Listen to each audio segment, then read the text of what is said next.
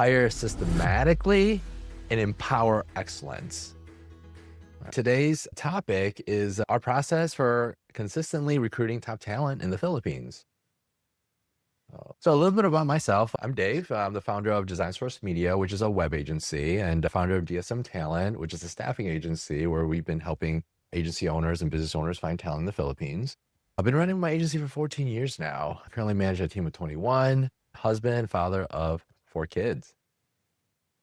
God bless you, man. Thank you. I know I'm just surviving, right? But hey, if I Yeah. could do it, the Yeah. hardest part on this list is the kids. All right. It is. Hands down. Yeah. Like I thought oh, running a business is so hard until I had kids. All right. Yeah. And so I've got 2 of those. Yeah. yeah. So any parents out there, I give them a lot of credit, especially the single parents. I don't know how they do it. Oh, seriously. Yeah. So at least I have help. So anyways, I'm crazy. Everyone thinks I'm crazy, but if I could do it, if I could, have 4 kids and be present with my kids and run 2 businesses, right? So I'm gonna hopefully show you how to do that with one call and future calls too. All right. So I'm sure a lot of you have heard the saying, hire slow, fire fast, right? At first I was like, oh, that's pretty cool, but I don't really believe in that. I think a better version of that would be hire systematically and empower excellence. All right. Because the issue I have with hire slow and fire fast is, okay, well, you take your time, hiring, but as soon as they do something wrong or the bad hire, the problem, a lot of times the problem isn't them. Let's be real. It's you as a leader. So you want to first self-reflect. Most people leave because of their manager, because of poor leadership. So you want to self-reflect first, like, hey, what am I doing? What am I missing? What am I not doing to empower the individual to do their best work? But before that, do I have a system to hire? And this is what the primary conversation we're having today. The session is, all right, what is the hiring process? What's the recruitment process? I'll open up the hood and show you kind of internally what we do and how we go through our whole recruitment process. Okay. Number 1, brand awareness. I mean, we all should be doing this anyway, right? We're all pretty much somewhat experts at this, right? We just so happen to run marketing companies, right? Agencies. But a lot of times we think about, we want to help with the brand awareness for our clients, right? Or when's the last time we updated our own social? So sometimes we forget about that. And that's the first thing we drop when we're busy with other clients. Part of brand awareness for your own organization is to not just attract clients, but to attract top talent, right? If your own brand is not a good representation of you, you're not going to attract top talent. As a matter of fact, you're going to attract not so good talent or just not a good fit overall. So here's, just an example of one of our social media postings. So for us, we have a specific brand called 7TI in the Philippines. So we purposely split it. We have, DSM Talent is our organization in the US that's client facing. And then we have 7TI that's specifically the brand for the Philippines audience. It's 7TI. It stands for 7,000 islands because there's a lot of islands in the Philippines. So 7TI, that's the meaning behind it. So just an example, a typical post here, and we have our links directly to the opening. So really simple, post that you have. So now some of the fun things that we've done content wise is this. So I'll just go ahead and play the video from our marketing team. POV, now client hunting SABGC Corp.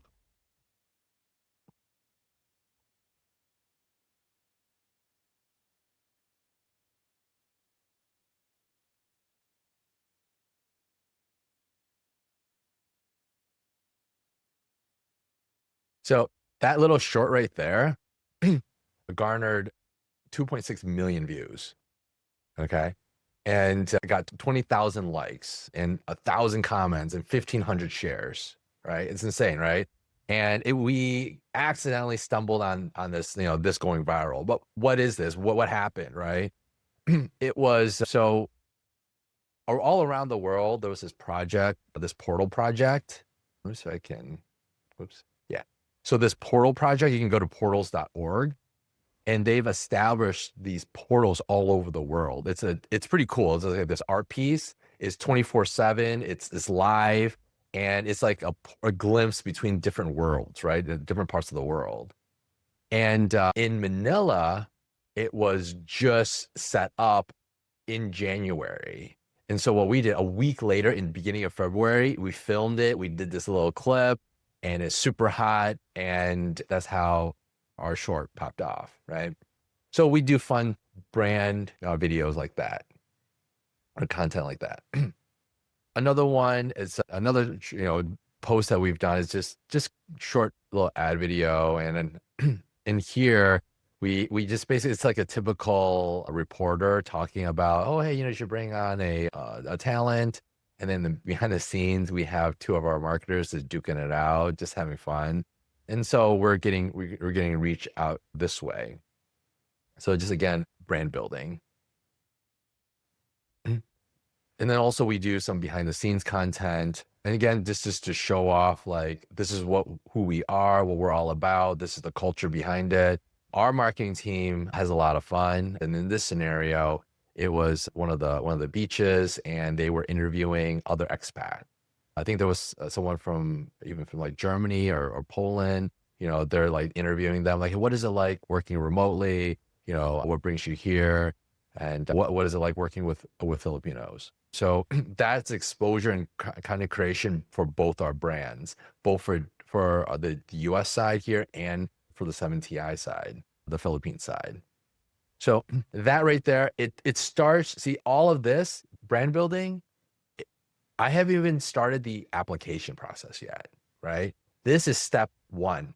You can call it step 0, right? You need to start that, but takes a while to do, right? You don't want to rush. It's like, oh my God, I need a video editor today. Let's just post an application, right? Are you going to get applications? Absolutely, right? But are you really going to get the right candidate that believes in what you do, your brand, your culture, and super pumped about, like the interactions about your organization? No, because they don't know you. You haven't shared any of that. So those are some of the things to definitely consider to start building your own personal brand or your organization's brand too. Now we go into the recruitment process. So we have the brand going. Now let's start the process. Now, our first step is the form. We have a form that every opening has. So we have the job description on top, and then below it, this is the screenshot of that. And in that form, we always add an Easter egg. So this is one example of one of the Easter eggs is, please add the words *ONY, so Sony with a dash in between, at the beginning of why are you interested in this position. So you can see this question right here down below. If they don't put that in the beginning, their application automatically gets wiped out. Like, we ignore that immediately. So we test attention to detail. We test to see, like, okay, if you can't even read and follow instructions here, then you're not going to survive here. You're not going to make it.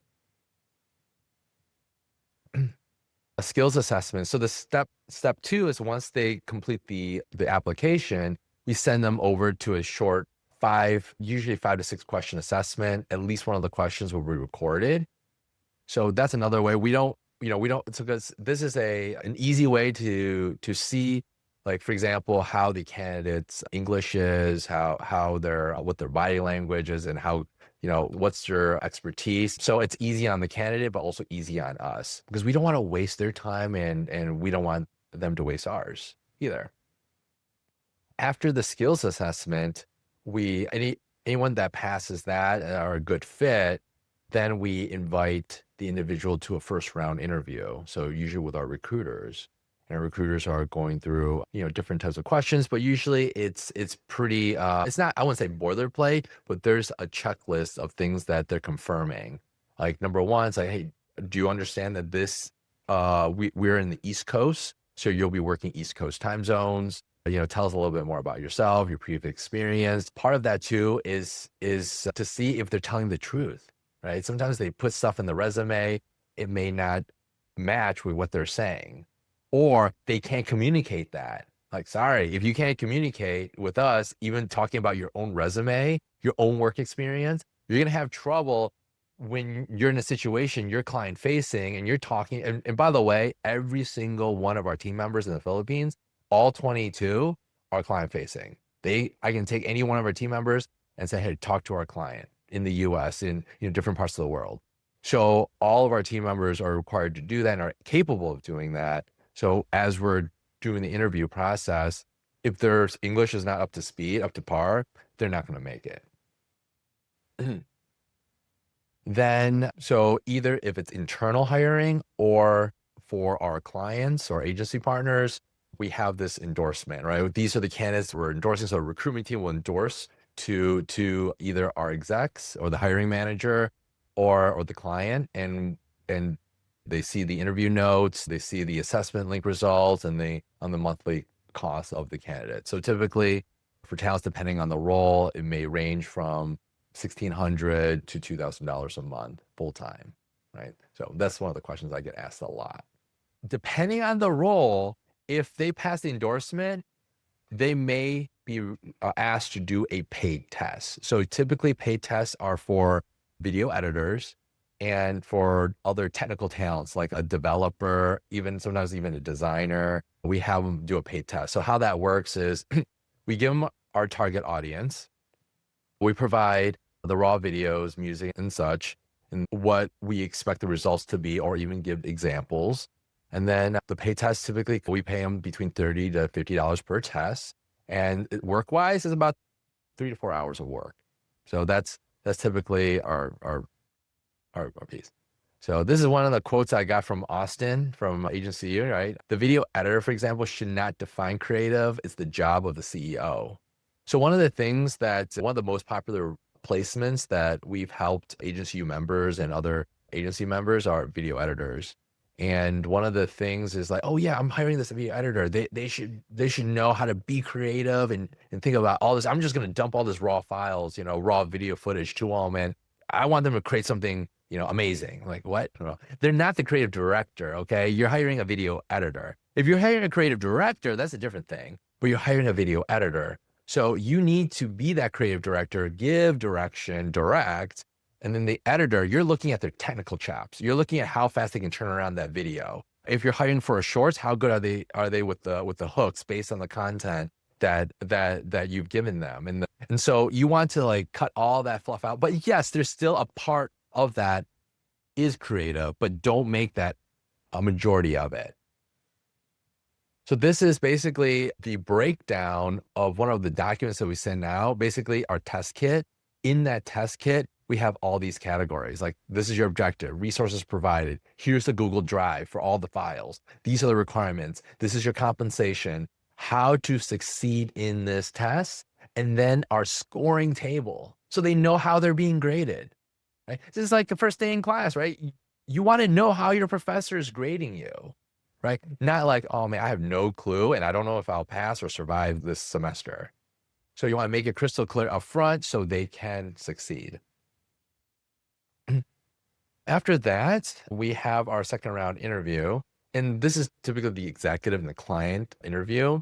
And this is why we have the second round is for sometimes it's the technical deep dive, like the technical knowledge. So sometimes the recruiters does not have the technical know-how. So we need to bring in that second level expertise. Vibe check, to see if they're a good fit to our organization. Stakeholder buy-in. So we're usually bringing in the executive or the owner of the business, right? Like, hey, would they be a good fit? Commitment check. So one of the things, if I'm doing the interviewing at the executive level, I actually try to convince the person not to work here. Like, are you sure you want to work here? This will be one of the hardest things you'll be doing here. And I'll show them a little bit about the first 3 months, the intense training that they're going to be getting. This is not a walk in the park. We are like a sports team. We're like a SWAT team or a firefighting team. We're constantly drilling, training. Like, if this is not what you're expecting, I would stop here. No harm, no foul. It's perfectly fine. And we'll pay you for the pay test. And then negotiation, sometimes like we clarify like the work.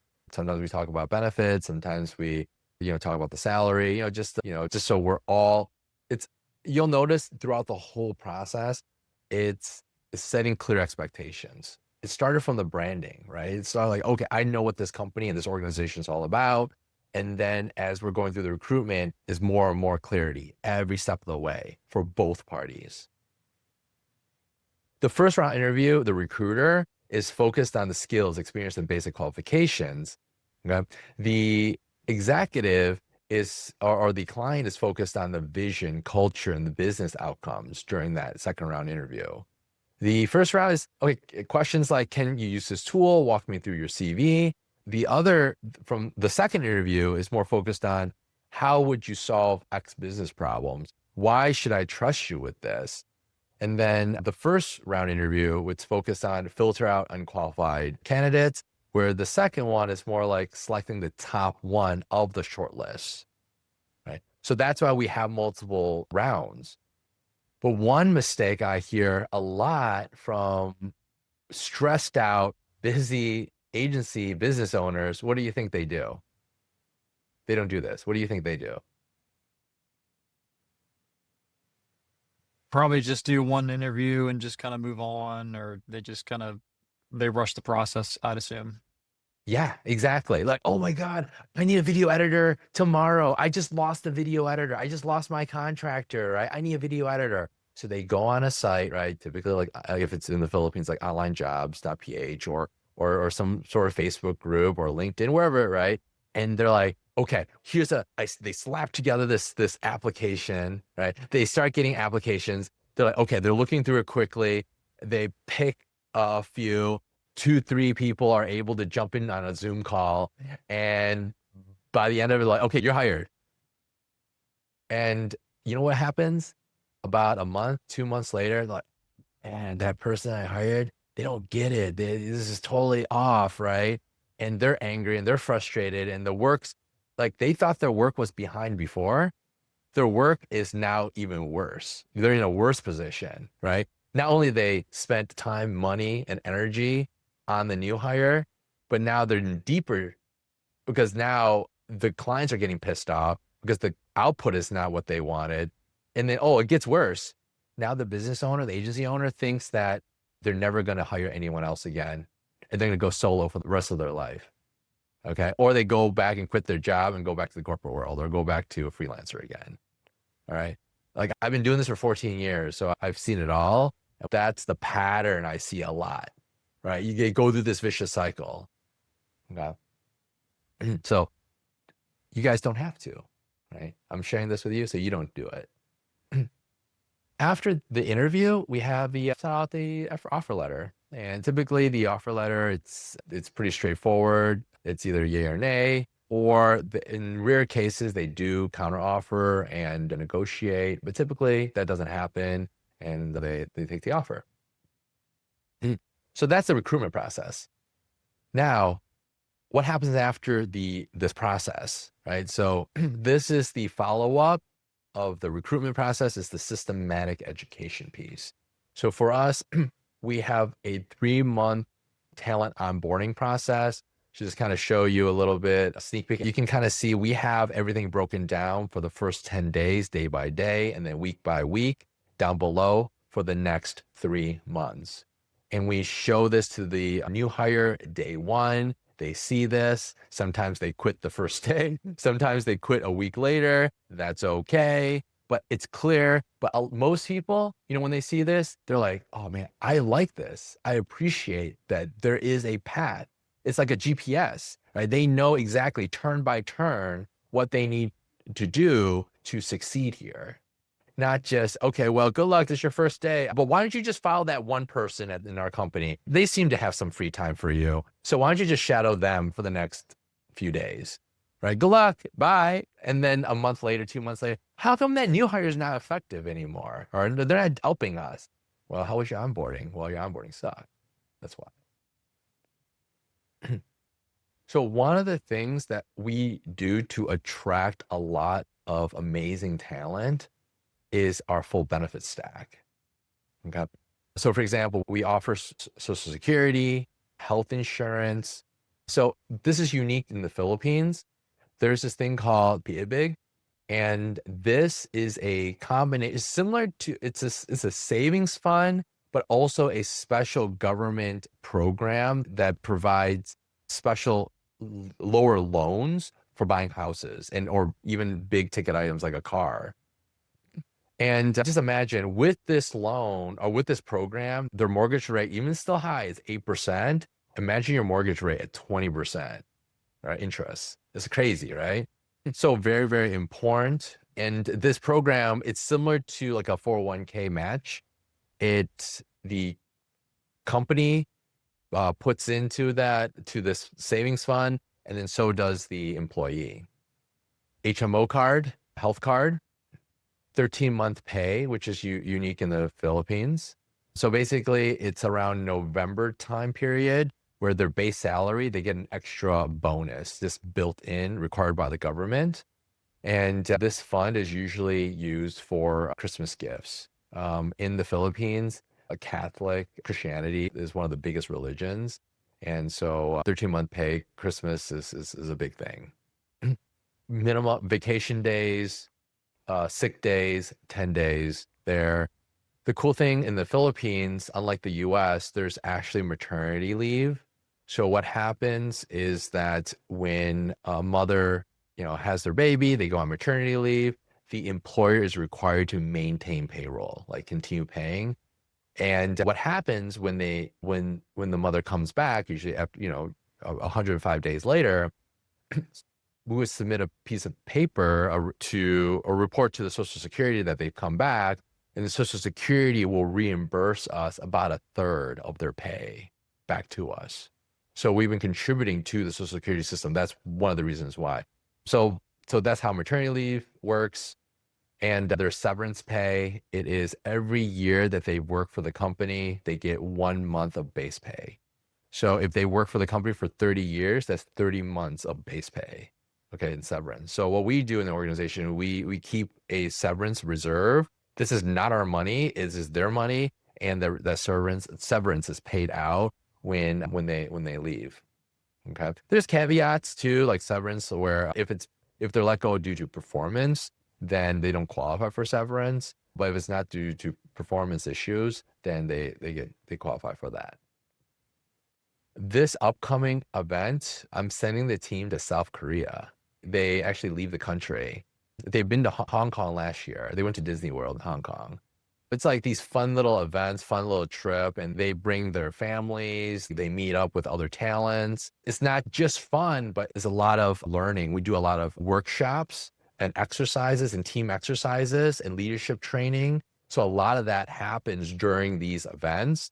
In the holiday events, we give away a lot of stuff, like from TVs, air conditioners, to dishwashers, people want appliances. So we give away these big ticket appliances and everyone has a gift basket. This upcoming South Korea trip, it's not like your cheesy 1-day corporate trip, okay? It's 7 days long, 7 days, 6 nights. And they bring their work laptop, they work, but first they have fun too. Everything is fully accommodated for.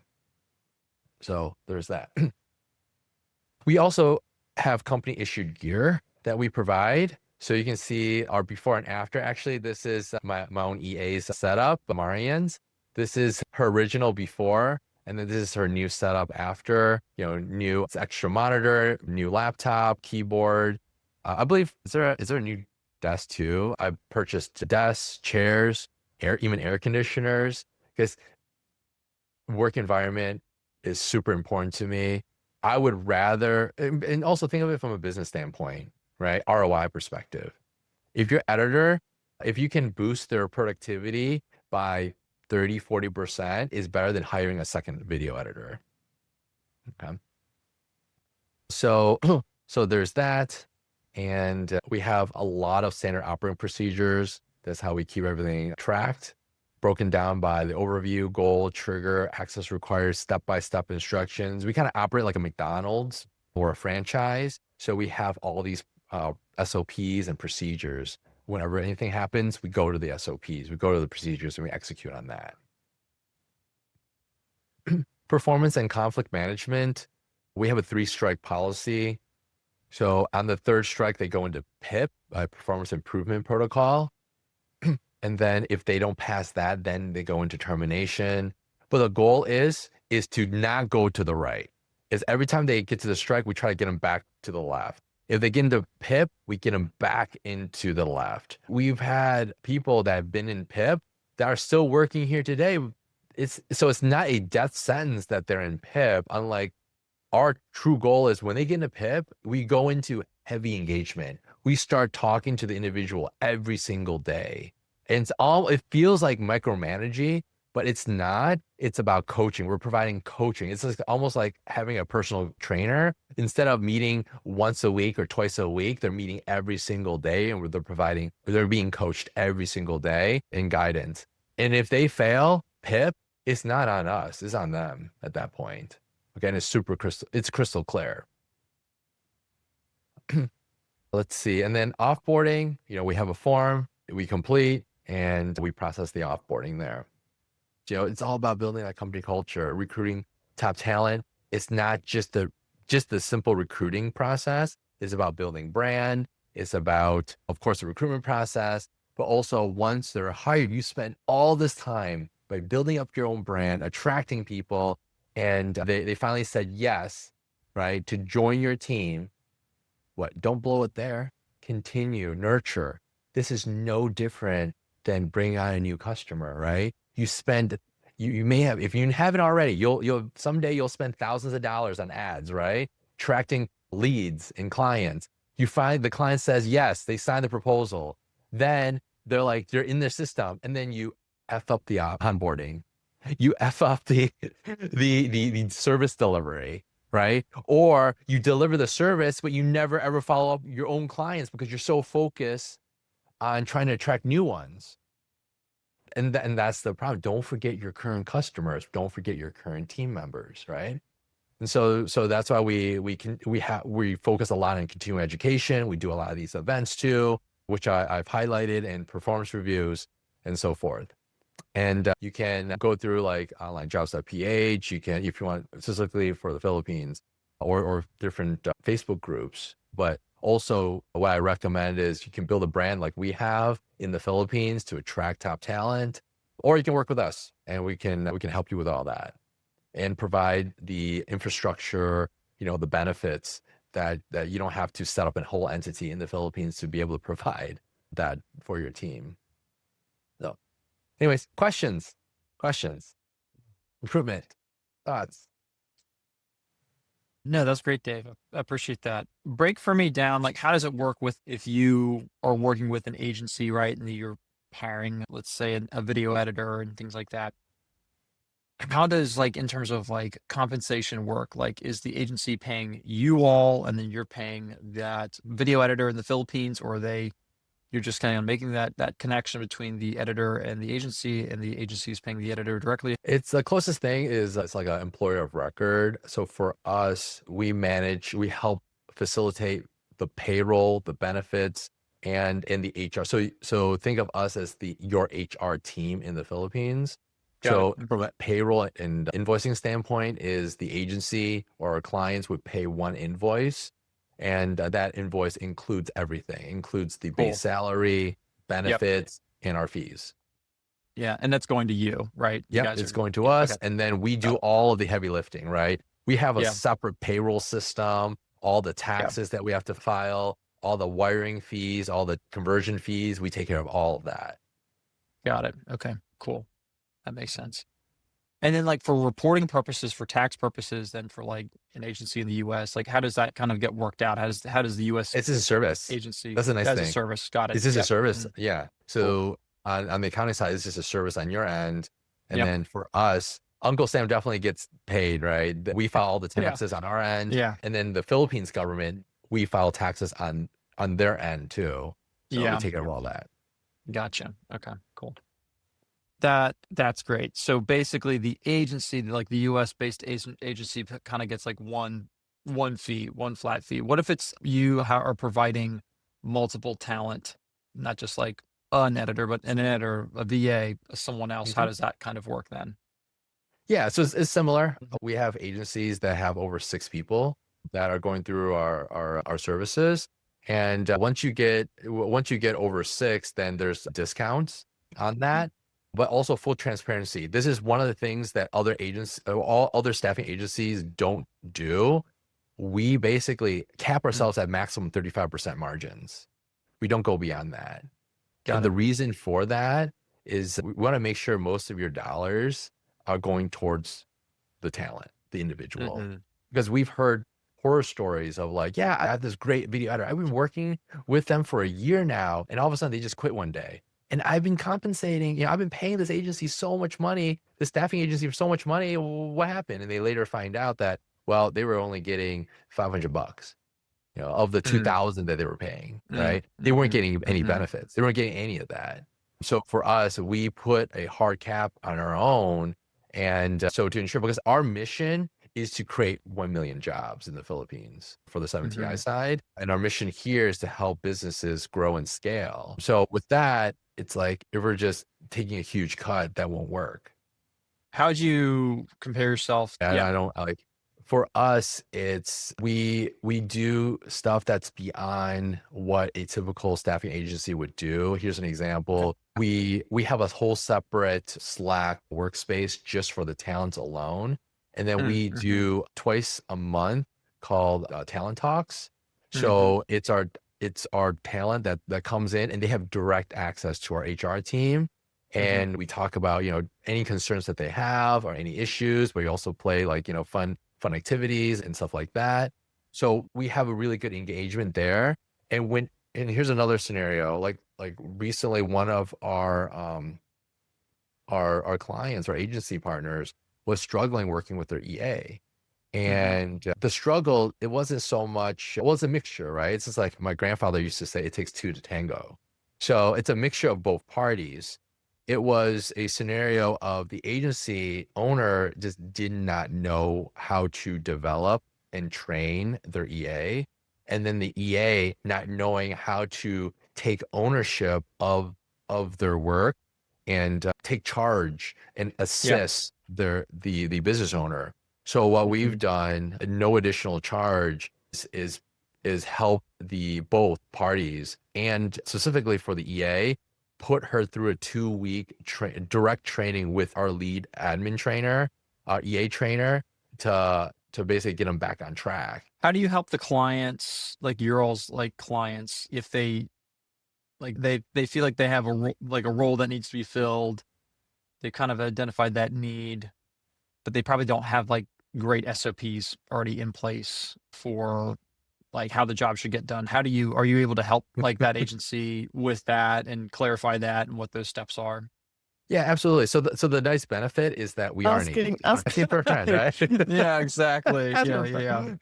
Absolutely. I mean, we would give our copies of our own SOPs. Like, here's our copy of our onboarding doc. This is how Mhm. we do it. And depending on the role, right? Like EAs are easy, video editors, we have some SOPs for. So different roles, we have SOPs already built in. Even Mhm. if you don't have SOPs, we will provide guidance on like, this is how we would structure the SOP. But Mhm. usually the first hire is an EA. So the Mhm. EA, we work with the EA to help the business owner, or the agency owner develop Create out those. create Yeah. those. Yeah. How do you see the responsibility of a social media manager versus a graphic designer versus a video editor? Because I feel like I would love to have a social media manager that is just skilled in everything. Okay. It depends on the type of content that you're creating, right? If you're Mhm. producing like simple YouTube shorts or Instagram shorts, and you don't need a lot of high production value, then you don't need individual experts, right? You could Yeah. potentially find a social media manager that knows enough about, like for example, I'll go into technicals with you. CapCut versus DaVinci.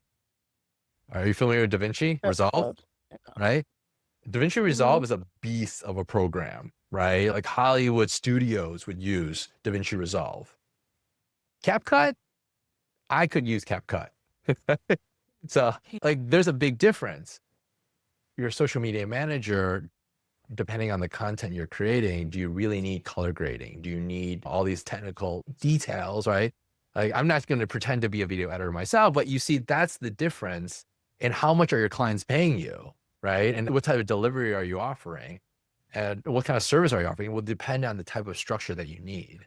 How much are you able to identify for a lot of the roles you hire for? Are you able to fill roles where this person in the Philippines would actually be somewhat client facing and things like that? Or are they mostly just working within the agency internally and things like that? But are you able to kind of like find folks who are like English that they're super proficient in, could hop on video calls, things like that, be very client facing? What's that look like? Yeah. So every single one of our team members can be and has been client facing. Even the most stereotypical roles that you would think of, like we could place our developers in front of a client, right? Not as good as our CSM, our customer success manager, Right. but even then, you know, our training, our developers are so good now. We have our developers upselling. Can you imagine that? A Yeah. freaking web developer upselling our clients.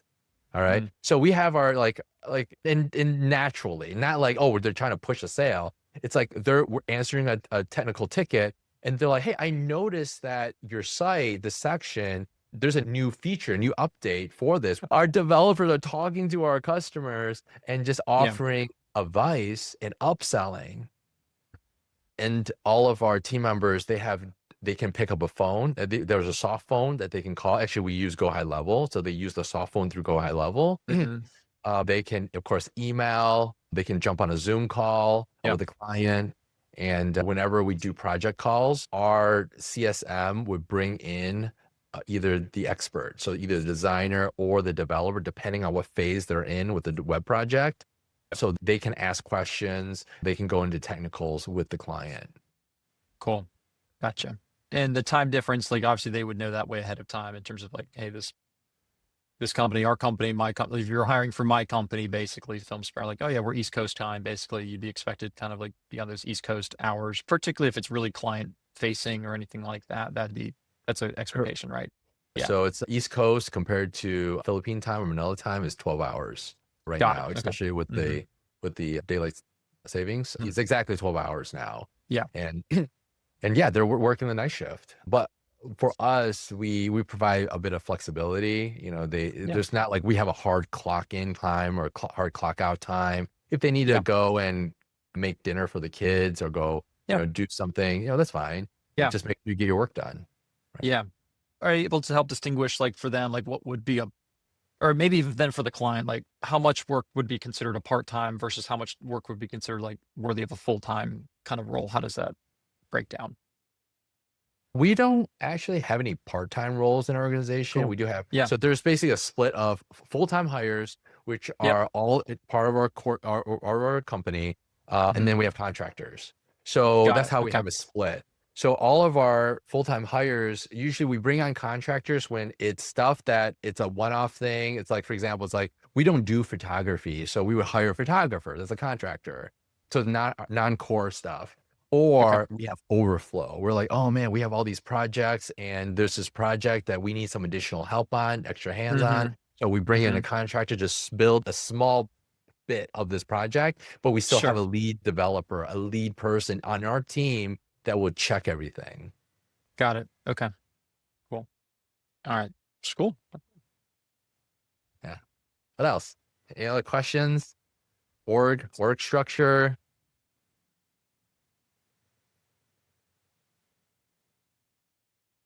Do you guys provide like ongoing continuing education for the talent you're hiring, like a video editor to learn how to get better at video editing or implementing AI tools into their workflow or things like that?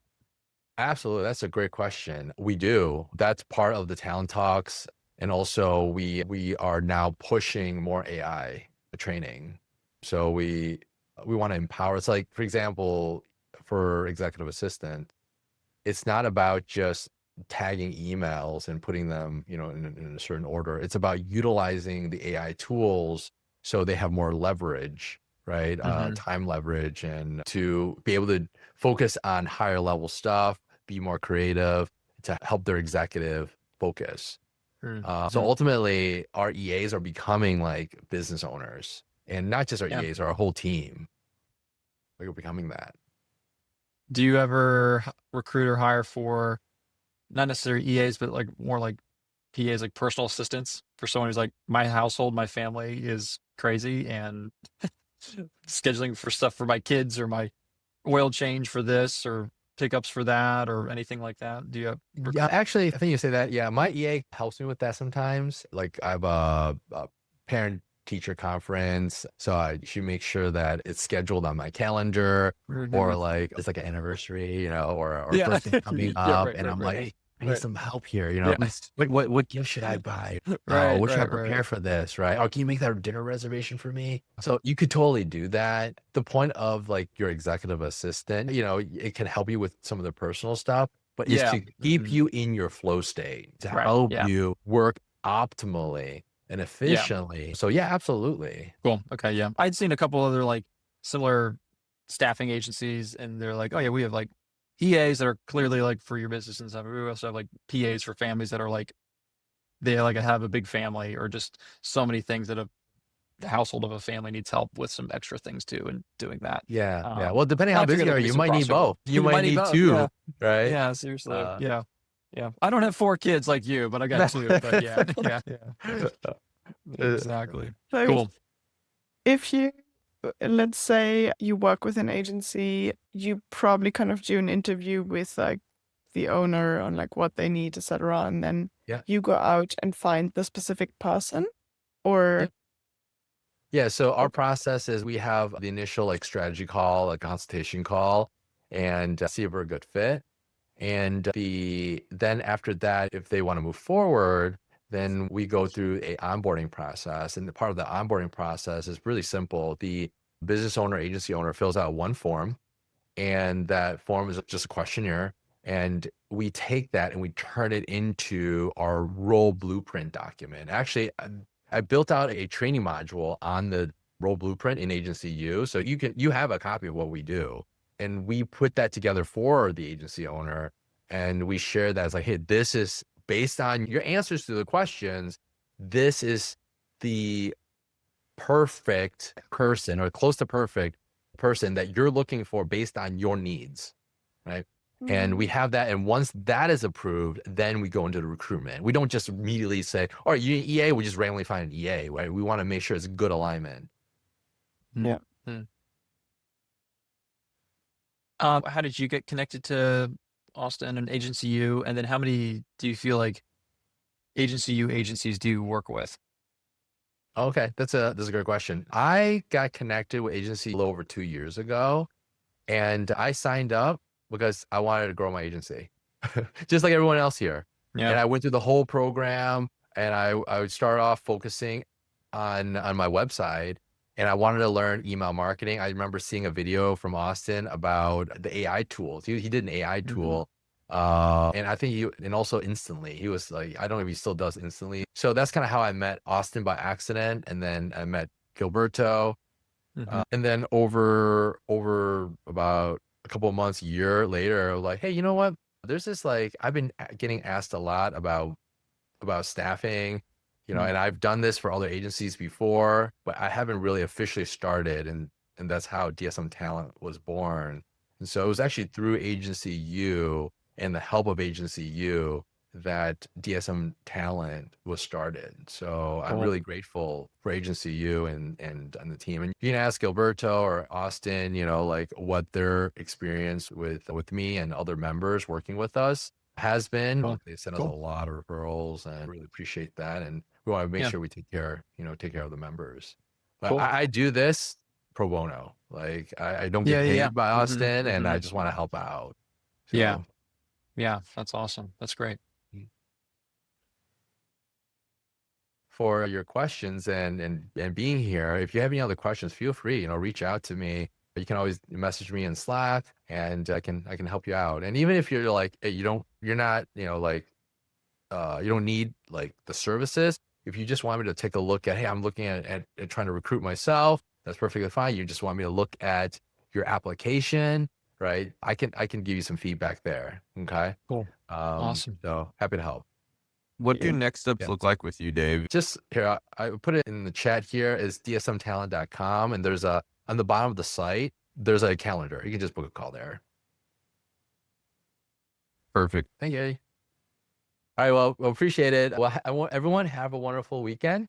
Stay warm. All right, take care. I see ya. Bye-bye. Thank you. Bye. Yeah.